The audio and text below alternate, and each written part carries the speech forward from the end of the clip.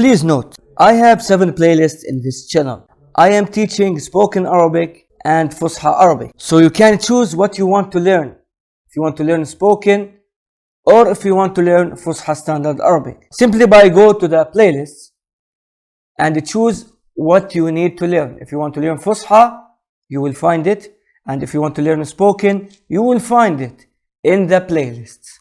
Now, let's go to our video. Hello everyone, how's it going? I am good, and you? I am Amin, and welcome to this playlist. This playlist, word of today for Ammiya spoken Arabic language.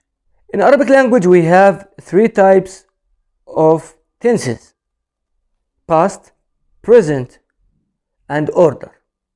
Past, present, and order, or command tense. The word of today, it will be in command or order tense. The word of today in spoken Arabic is تعال. تعال. تعال. تعال, it means come. Come. Come, it means تعال. So this is our word of today. Give this video 1000 likes and put your comments, and don't forget to subscribe to our channel. So see you in the next video. Salam. Hi everybody, support me by subscribing to the channel by click the subscribe button and then click the bell button. Stay with me because I am gonna be always with you.